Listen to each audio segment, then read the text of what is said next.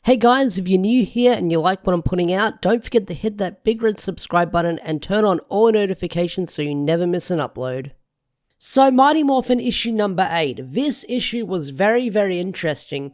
Not only did we get some lore for the Zeo Crystal and before everything began in the Mighty Morphin Power Rangers universe, it also wrapped up the whole Lord Zed Dome arc, setting up for later stuff down the line. Now Lord Zed's evil dome might be destroyed and everything is back to normal in Angel Grove, but this story is far from over, and I feel like we're setting up for something much greater later down the line with Lord Zed in this comic, because his evil plans are far from over in this comic. So let's talk about it in Mighty Morphin issue number 8. So this issue opens up with some very interesting lore, and this lore that we get at the start of the issue is very interesting. I do like what Ryan did for this lore of the Mighty Morphin universe at the start of this comic. So many years ago, many years ago, there were two beings, Vitra and Zeon. Now, Vitra or Vitera, however you want to pronounce it,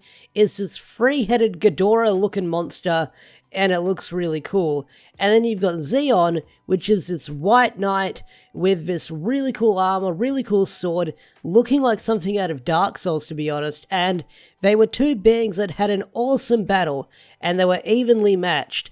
And it seemed like Zeon was no match for Vitera, where you see the warrior falling in battle, looking like he's about to die, but really, that was part of his plan where he faked his death and stabbed a crystal into Vitra's heart, and that way, the Morphin energy flowed across the universe. So, in the world of Power Rangers, in the depths of space, from what Zordon's been told, there's this old ancient tale of two warriors battling it out, and this is kind of the origin of the Zeo Crystal and the Morphin energy across the universe.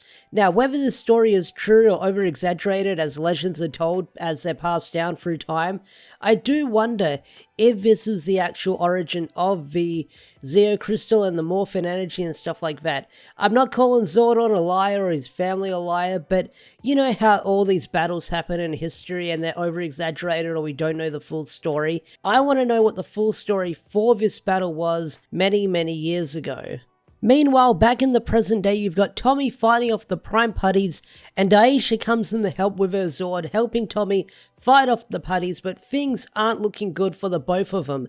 So, after that, we then cut back to Lord Zed and the Rangers going over their whole negotiation that they got last month, where if they hand over Zordon, Lord Zed will surrender and leave Earth once and for all. But the Rangers aren't going to hand Zordon over to Lord Zed, not a chance. So this instigates a battle between the Rangers and Lord Zed and Goldar and a bunch of Putties inside Promethea.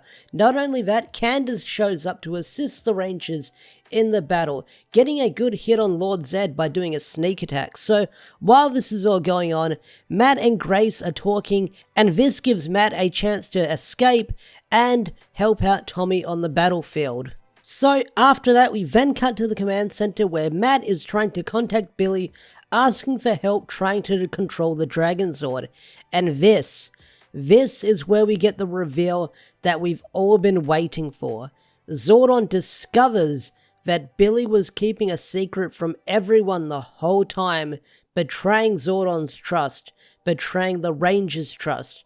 And although Billy tries to explain himself, saying he was worried that everyone else might lose their powers and Zordon wasn't able to help Tommy, so he wouldn't be able to help the other Rangers, he tries his best to explain himself, but Zordon isn't having any of this.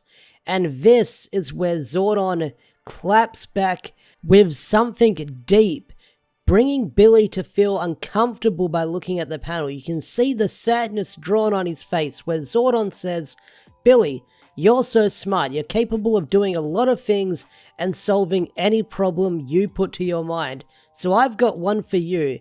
After months of lies, deception and betrayal, how are the Rangers and I ever supposed to trust you with anything ever again? Because if you can solve that, then you truly are a genius." And when I read that line written by Ryan, my jaw just dropped, like, holy shit, Zordon actually went there, like, that was something, because a lot of people were saying, man, when Zordon finds out that Billy betrayed him, he's going to be pissed, he's going to be angry, and we sort of got that in this issue, but Zordon didn't really burst into anger, he was just he wasn't angry, he was disappointed with him, that old saying that parents give you. So, yeah, we actually got to see the resolve of that in this arc, which kind of makes sense, because this arc, the whole Dome arc that I mentioned earlier, comes to a close in this issue, so that storyline would have meant to get wrapped up eventually, but reading those words that Zordon said to Billy, that was a really powerful scene, and that's something I'm going to remember when looking back on this arc and the character development we've gotten so far throughout these comics. So after that, we then cut back to Angel Grove, where Aisha and Tommy are struggling to fight off the Prime Putties in their Zords, but then Matt shows up to lend a helping hand, and good old Matt coming here to save the day, doing what he thinks is right. So good old Matt, maybe he's got some redeeming features after all in this arc. So Matt shows up to save the day, and he's got his own plan as they fight off the Prime Putties, and he asks Tommy if he can hold some off on the ground while he does his own thing, and Tommy uses one of the Thunder Balls, or the Chi Balls, whatever you want to call it. If you watch Die Ranger or Power Rangers, it's basically the same thing, different name, does the same thing, but Tommy uses one of the Thunder Balls and one-shots one of the Prime Putties, and Aisha says, hey, why didn't you use one of those earlier?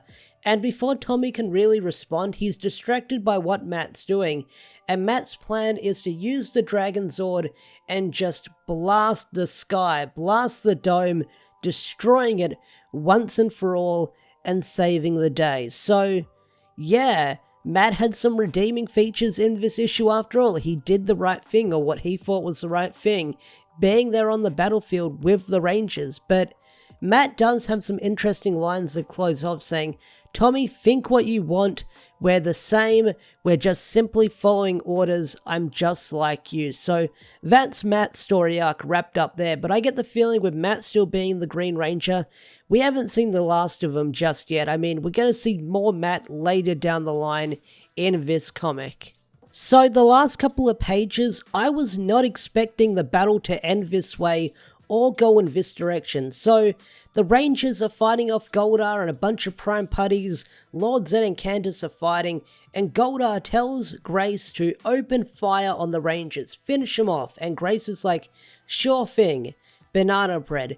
And with that code, her troops turn on the Prime Putties, blasting them, and Grace has got a gun right in Goldar's face, so this causes the villains to retreat. So the villains retreat, but not everything is won for the Rangers. Not everything is a happy ending, because Lord Zed teleports away with Candace, wrapping a bunch of snakes around her and pulling her into a bear hug where he teleports away with her. So the battle was won for the Rangers, where they managed to save Angel Grove, but they also lost an ally. But can we also talk about Grace Sterling? Because holy fucking shit, I was not expecting that for the character.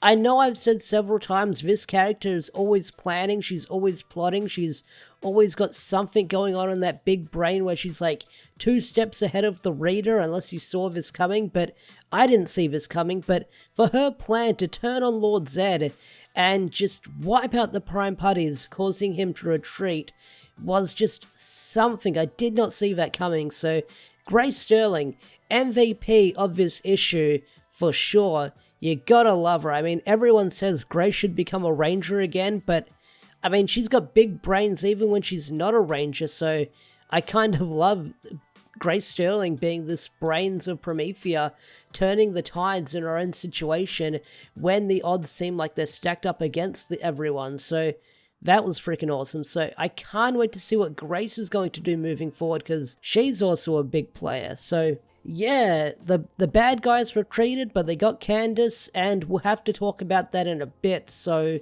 the battle was won, but something was lost. So after that, you then have the general talking to the Rangers, and the general says, even though we're not going to nuke Angel Grove, I feel like we should still deploy a couple of troops into the city because Lord Zed might have some prime putties disguised as humans infiltrating your city and everyone else. And the Rangers just cut him off. Everyone else just cuts him off saying, hey, no need for that. We saved the city and we'll handle Lord Zed's secret parties as well, so just leave it to us. And the general's like, oh no, the president ain't gonna like this, and Rocky replies with, don't go to war with us, General, just look what happened to the last guy. So that's where that ends. So I don't know if the general's gonna show up. He's got an eye on the Power Rangers. Will they work together in the nearby future if the Earth gets invaded by more aliens? I don't know. But that's that plotline wrapped up in this arc as well. So things are wrapping up in a nice little bow. That's good, I like that. So the issue ends with everything in Angel Grove back to normal, and you've got Bulk interviewing people on his podcast, one of them being Matt, where Matt says he'll do his best to protect the people of Angel Grove, and he's always going to be there by their side. He's dedicated to helping them. But then the issue kind of ends on a somber, sad note where Skull talks to the camera. He gives this big speech where he says during the first day of Lord Zed's invasion, his girlfriend Candace disappeared, and he hasn't seen her in the last couple of weeks. And he says it feels like a bad dream. And he says, right now, I'm sure all you want to do is grab hold of the people you love and hold them tightly. But he doesn't know what to do. He doesn't know what to do next. So he says, if anyone out there knows where Candace is, tell her he loves her. And he says he wants her back safe and sound. And on the last panel, when Skull says he loves Candace and he wants her back safe and sound, you see her in a jail cell with Lord Zed in front of her. So that's where the issue ends.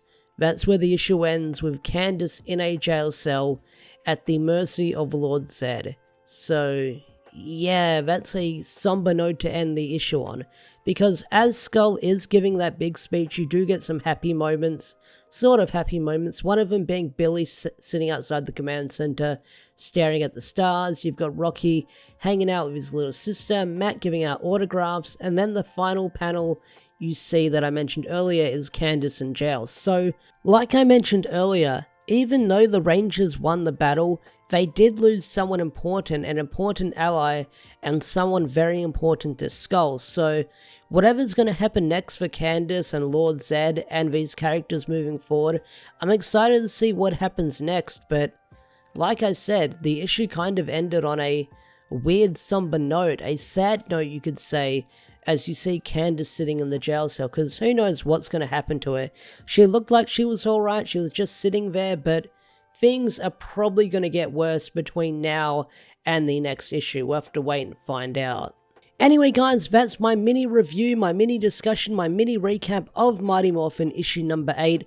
What did you guys think of the issue? Tell me in the comment section down below. Did you love this issue? Did you hate this issue?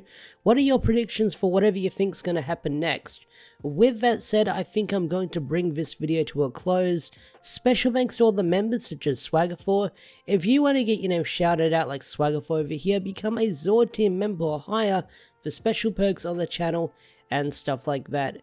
With that said, I'm out of here. Have a wonderful day or night, and I'll see you guys in the next video.